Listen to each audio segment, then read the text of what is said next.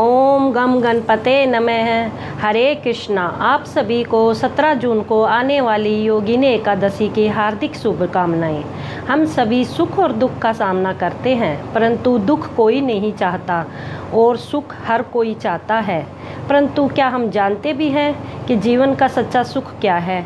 जीवन की सबसे बड़ी समस्याएं हैं जन्म, जीवन, मृत्यु, बुढ़ापा और बीमारी। इनसे कोई नहीं बच सकता, इनसे कोई बच ही नहीं सकता और ये सभी को ही आने वाले हैं। अगर हम भूल गए तो इसका मतलब यह नहीं है कि जन्म कष्टकारी नहीं है।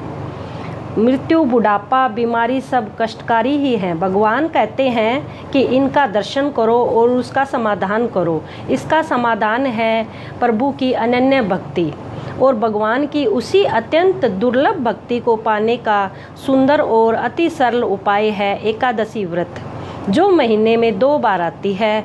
आषाढ़ माह के कृष्ण पक्ष की योगिनी एकादशी जो 17 जून बुधवार को आएगी। 16 जून को दशमी से युक्त एकादशी है जो कि शुभ नहीं है। 17 जून बुधवार को द्वादशी से युक्त एकादशी पड़ेगी जो अत्यंत शुभ है और इसी को ही करना श्रेयस्कर माना गया है। एकादशी व्रत का शुभ मुहूर्त योगिनी एकादशी 17 जून 2020 को है। एकादशी तिथि का प्रारंभ 16 जून 2020 को सुबह 5:40 पर और एकादशी तिथि का समापन है 17 जून 2020 को 4:50 पर। व्रत के पारण का समय रहेगा 18 जून 2020 को 5:28 मिनट से लेकर 8:14 तक, ये सुबह में। योगिनी एकादशी का महत्व। योगिनी एकादशी का व्रत 88,000 ब्राह्मणों को भोजन कराने के बराबर माना जाता है।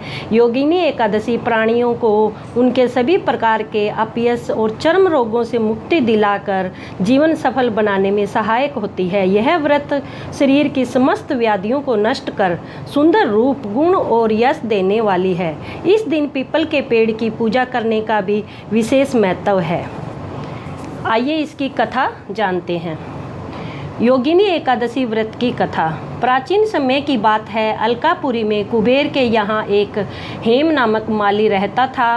वह भगवान शंकर की पूजा के लिए नित्य प्रति मानसरोवर से फूल लाया करता था।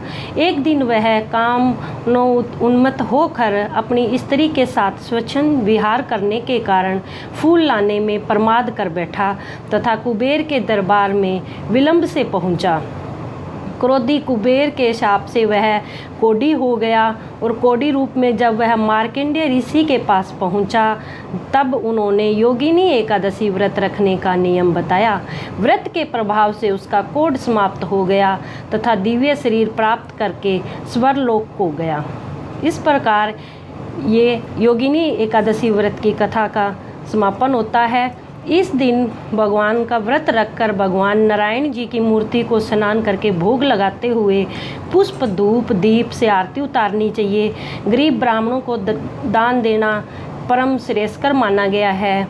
इस एकादशी के प्रभाव से पीपल का वृक्ष काटने से उत्पन्न पाप नष्ट हो जाते हैं और अंत में स्वर्ग लोक की प्राप्ति होती है। तो हरे कृष्णा। अगर आपको यह वीडियो पसंद आई हो तो प्लीज़ इसे लाइक, सब्सक्राइब और शेयर करें। धन्यवाद।